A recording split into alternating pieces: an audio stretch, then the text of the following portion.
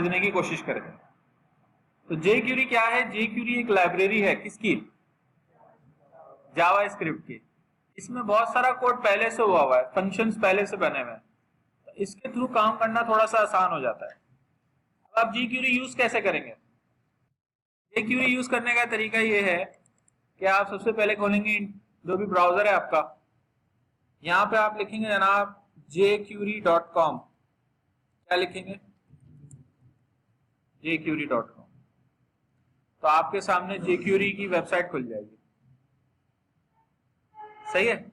यहाँ पे शुरू में आपको ऑप्शन नजर आ रहा होगा, इस पे क्लिक कर दें। अभी आपको दो चीजें दिखाएगा, एक प्रोडक्शन वर्जन और एक डेवलपमेंट वर्जन। दोनों को डाउनलोड कर देते हैं, मैं दोनों का डिफरेंस बता दूंगा आपको। ये आ गई आपकी जनाब प्रोडक्शन, इसको हम डेस्कटॉप पे सेव कर लेते हैं। और ये आ गई जनाब आपकी डेवलपमेंट वर्जन, इसको भी हम डेस्कटॉप पे सेव कर लेते हैं। अच्छा, फिर मैं क्या कर रहा हूं कि यहाँ विजुअल स्टूडियो के अंदर बना रहा हूं एक नई वेबसाइट, इसका नाम मैं रखूंगा jQuery डेमो, और ये मैंने कर दिया ओके।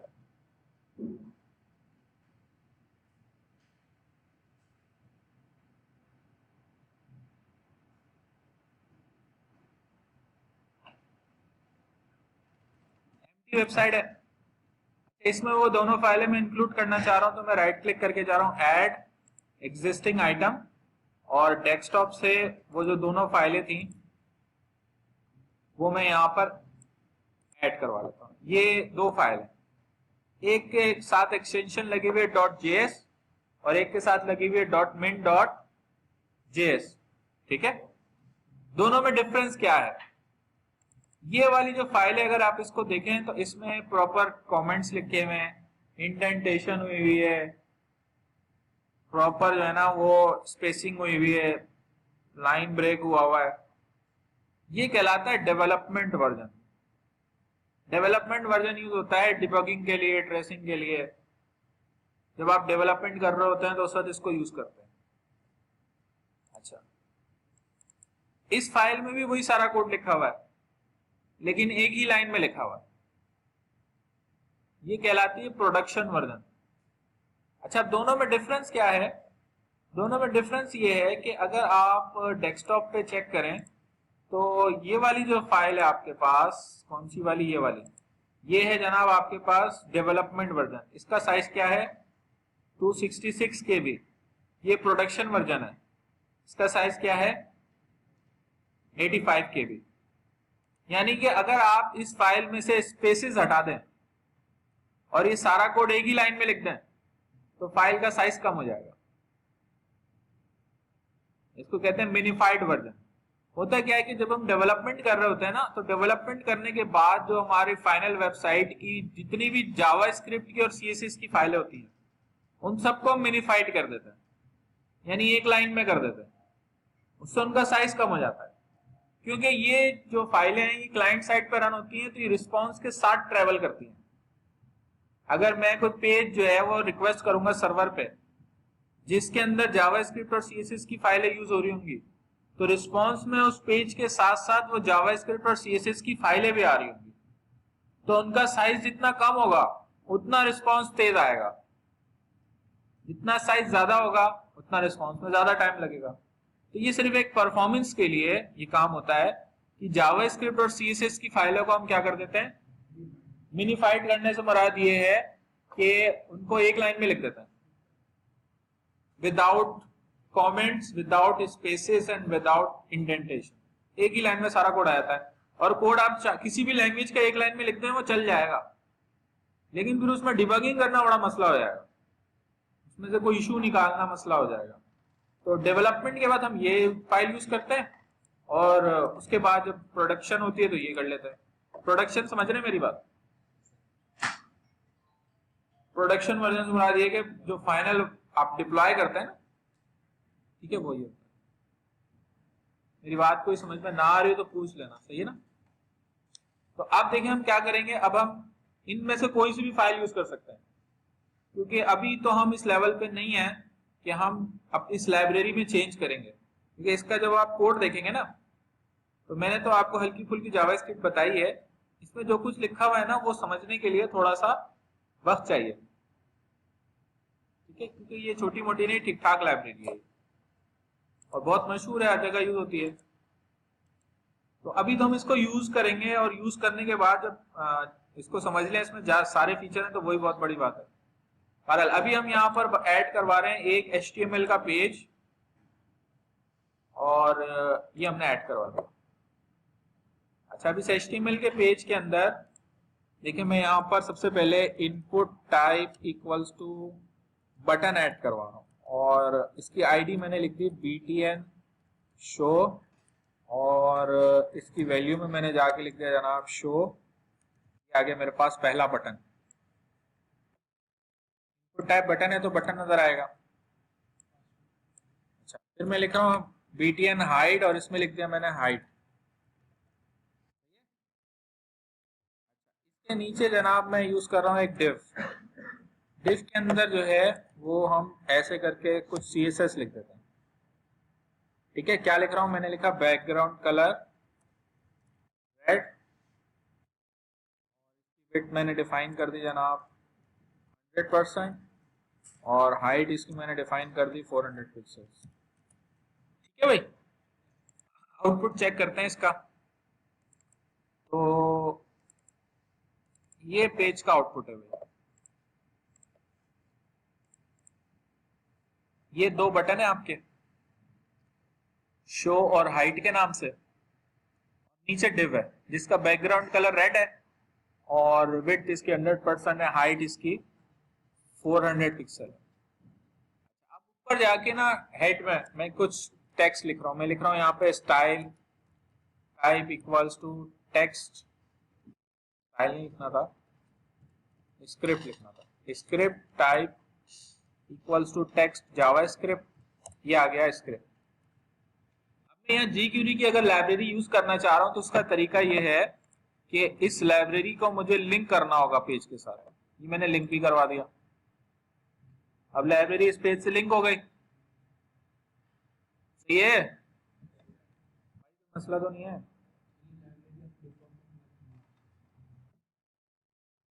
किसी भी ले लें, दोनों में काम हो जाएगा हमारा।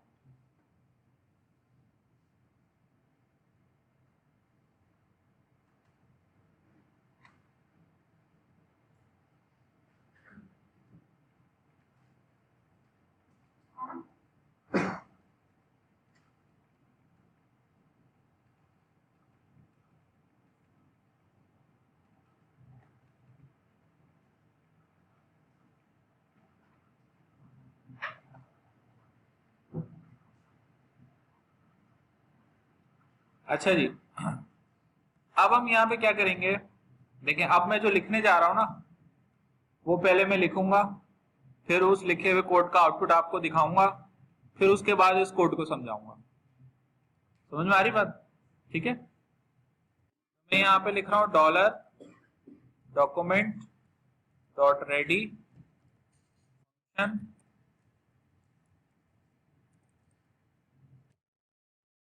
समझ में आया ना, ये कमाल है इस कोड का। बता रहा हूं मैं यही कह रहा हूं ना, पहले मैं जरा कोड लिख लूं, फिर आपको उसका दिखाऊंगा आउटपुट, फिर आपको समझाऊंगा कि ये कोड कर क्या रहा है।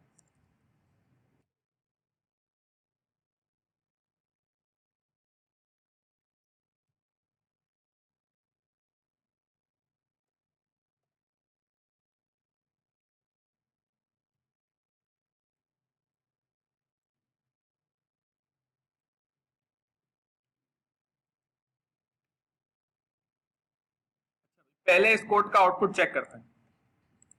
तो अभी जब मैं हाइट पे क्लिक करूंगा तो डिव आपकी हाइड हो जाएगी, और शो पे क्लिक करूंगा तो डिव आपकी शो हो जाएगी। लेकिन हाइड और शो होने में ये बीच में दिखा रहा है थोड़े से, क्या कहते हैं, शशके। ये क्या चीज है, ये कहा, या इसको आप चले, एनिमेशन बीच में आ रही है, ये एनिमेशन कहां से आ रही है, ये बेसिकली jQuery की लाइब्रेरी कर रही है। अच्छा, अब jQuery अगर हमें समझनी है तो उसके लिए हमें 3 चीजों के बारे में पता होना चाहिए। वो 3 चीजें क्या है भाई? तो वो 3 चीजें हैं भाई,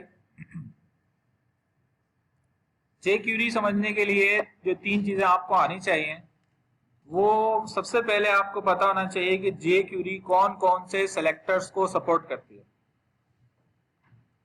दूसरी चीज इसमें आपको पता होना चाहिए कि jQuery के अंदर कौन कौन से बिल्ट इन फंक्शन है।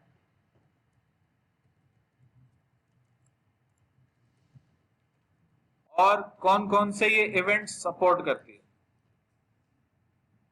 सेलेक्टर्स इसमें तमाम CSS के सेलेक्टर सपोर्टेड हैं, इसके अलावा और भी हैं। बिल्ट इन फंक्शन इसमें बहुत सारे मौजूद हैं, वो हमें देखने पड़ेंगे, थोड़े बहुत देखेंगे, थोड़े बहुत बाद में देखते रहेंगे। और इवेंट्स कौन कौन से देखें, जहां भी आपको jQuery के अंदर डॉलर नजर आएगा और आगे ब्रैकेट में कुछ लिखा हुआ होगा, तो वो एक सेलेक्टर है। क्या है? सेलेक्टर है। यहां पे आपने डॉलर लिखा और अंदर लिख दिया डॉक्यूमेंट, इसका मतलब आप डॉक्यूमेंट के ऑब्जेक्ट को सिलेक्ट कर रहे हैं। ये क्या है? ये एक सेलेक्टर है जो क्या सिलेक्ट करके ला रहा है? डॉक्यूमेंट के ऑब्जेक्ट को। इसी तरह ये क्या सिलेक्ट करके ला रहा है? तो तुम लोग क्या डिस्कस कर रहे हो? क्या चल रही है डिस्कशन? कोई हंसने वाली बात है? नहीं, टेंशन में आ गए तुम लोग यार। क्या कर लूंगा मैं ज्यादा, तुम टेंशन क्यों ले रहे हो? नहीं, क्या कर सकता हूँ मैं? तो तुम लोग को फेल भी नहीं कर सकता। कोई छिचोरी बात है? कोई हंसने वाली बात है? नहीं, मैं काफी अच्छे से हंसा नहीं हूँ यार, 10-12 साल हो गए। बस वो मैंने 3 दफा कहा था कबूल है कबूल है कबूल है, उसके बाद से हंसना भूल गया मैं। कोई हंसने वाली बात है तो बताओ। हैं? नहीं है? डिस्कशन कर रहा हूँ, बड़ी तुम लोगों की डिस्कशन चल रही है मुसलसल। चलो ठीक है, कोई मसला नहीं। अभी कभी यूनिवर्सिटी में पढ़ना मैं फिर बताऊंगा। तो अभी यहाँ पे जो है ना वो BTN हाइट हमने यहाँ पे लिखा, और ये क्या है? सिलेक्टर है जनाब, ये भी सिलेक्टर है। ये क्या सिलेक्ट करके ला रहा है? अब देखिए ये क्या है? ये अगर आप देखें ना, ये एक CSS सिलेक्टर है। अगर आपको याद हो 3-4 सदियों पहले हमने CSS पढ़ी थी। हाँ, टाइम गुजर गया ना, सदियां गुजर गई हैं। उन दिनों मेरे ख्याल जंग आजादी चल रही थी अंग्रेजों के खिलाफ, तो अल्लामा इकबाल ने शेर भी सुनाए थे यहाँ के, नहीं? तो उसमें हमने एक चीज डिस्कस की थी, जब हैश का साइन आता है तो क्या मतलब है? आईडी सिलेक्टर है। यानी ये सिलेक्टर क्या करेगा? सिलेक्ट करके लाएगा उस एलिमेंट को जिसकी आईडी क्या है? BTN height. BTN हाइट जिसकी आईडी है उसको सिलेक्ट करके लाएगा। यानी ये वाला बटन सिलेक्ट करके लिया है। तो आप इस डॉलर के साइन के अंदर इन्वर्टेड कॉमा में कोई भी सिलेक्टर लिख सकते हैं। CSS के तमाम सेलेक्टर्स को jQuery सपोर्ट करती है, जो हमने डिस्कस किए थे वो सारे, इसके अलावा और भी सारे सेलेक्टर्स ये सपोर्ट करती है जी। हाँ, क्योंकि ये तो एक सिलेक्टर है जबकि ये एक ऑब्जेक्ट है, ये जावास्क्रिप्ट का ऑब्जेक्ट है, तो हम यहाँ ऑब्जेक्ट को सिलेक्ट कर रहे हैं। ये भी मैं आऊंगा ना, इसके ऊपर आता हूं, क्योंकि ये अभी सिर्फ ये समझ लें कि ये एक सिलेक्टर है, ये एक सिलेक्टर है। अच्छा, ये भी एक सिलेक्टर है। ये कहां से सिलेक्टर है? ये क्या सिलेक्ट करके ला रहा है? तो आपको याद होगा कि मैंने बताया था अगर ना डॉट लगाओ ना हैश लगाओ तो आप टैग सिलेक्ट कर रहे हो, तो ये तमाम डिव्स को सिलेक्ट करके ला रहा है। समझ में आ रही बात? ठीक है। अब ये क्या है भाई? रेडी क्या चीज है? रेडी एक इवेंट है। किसका इवेंट है? डॉक्यूमेंट का इवेंट है। सही है। अच्छा, यहां पे एक्चुअली हम ये कह रहे हैं, ये जो डॉक्यूमेंट डॉट रेडी फंक्शन इस तरह लिखा हुआ है, असल में हम ये चाह रहे होते हैं कि हमारी जो जावा स्क्रिप्ट है वो उस वक्त चले जब HTML और CSS का काम कंप्लीट हो गया। HTML और CSS का क्या काम है? जो भी रिस्पॉन्स है उसको ब्राउजर पे डिस्प्ले करना, टेक्स्ट वगैरह है जो भी है, वो जो टैग्स लगे हुए हैं वो ब्राउजर पे डिस्प्ले करना ना। तो ये काम जब कंप्लीट हो जाएगा तो डॉक्यूमेंट रेडी हो जाएगा। जब डॉक्यूमेंट रेडी हो जाएगा तो ये इवेंट फायर हो जाएगा। ये इवेंट फायर हो गया तो इसके अंदर हमने काम कर लिया। अच्छा, अब ये क्या है भाई? फंक्शन। ये कहलाता है एनोनिमस फंक्शन। एनोनिमस फंक्शन ऐसा फंक्शन होता है जिसका कोई नाम नहीं होता। सही है? आप चाहते ना तो कुछ इस तरह भी कर सकते थे। आप लिखते फंक्शन, घटिया फंक्शन, घटिया फंक्शन, और इसके अंदर ये कोड लिख देते। ठीक है? फिर आप क्या करते? डॉक्यूमेंट डॉट रेडी के अंदर इस तरह ना लिखते, बल्कि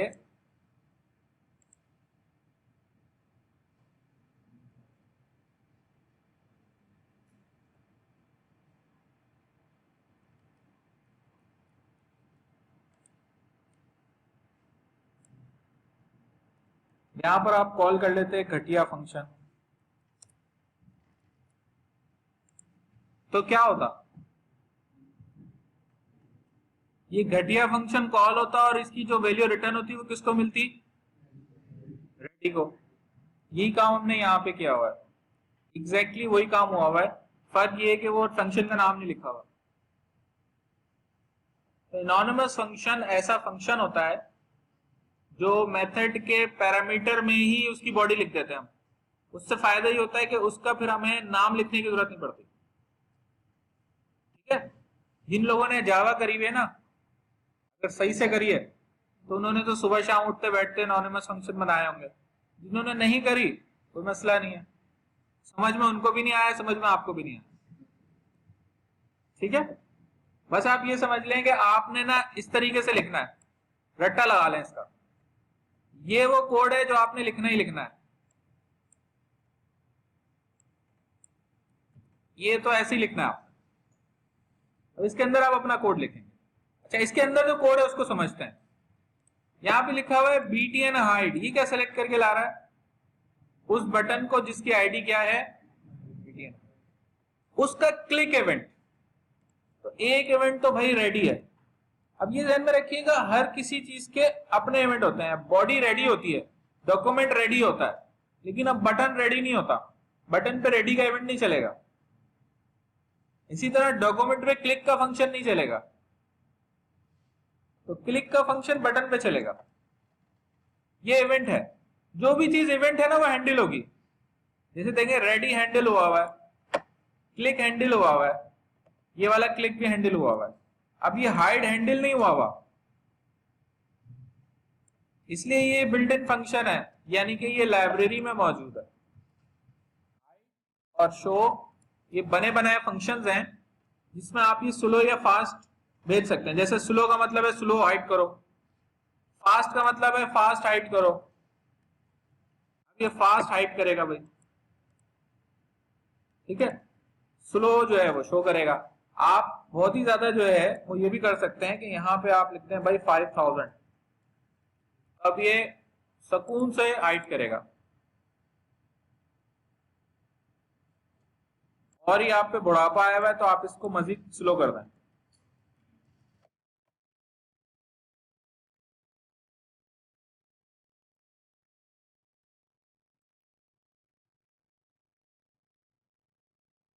ठीक है? आप जितनी वैल्यू वहां देते चले जाएंगे इतना स्लो होता चला जाएगा। ये काम अगर आप सिर्फ बाय यूजिंग जावास्क्रिप्ट करेंगे तो हो तो जाएगा, लेकिन अच्छा खासा कोड लिखना पड़ेगा। jQuery यूज करने का क्या फायदा है? इसमें हमें ज्यादा कोड लिखने की जरूरत नहीं है, सिर्फ कुछ वैल्यूज पैरामीटर्स वगैरह चेंज करके हम ये काम बड़े आराम से कर लेते। समझ में आ रही बात? काम ये अभी भी जावास्क्रिप्ट में ही हो रहा है। ठीक है? बात समझ में आ रही? चलो, तो तीन चीजें होती हैं jQuery के अंदर। कौन कौन सी? सेलेक्टर्स, उसके बिल्ट इन फंक्शंस, और जो इवेंट्स हैं जो कि हैंडल हम कर सकते हैं इनसाइड jQuery। तो अब उसके ऊपर एक डिस्कशन करते हैं।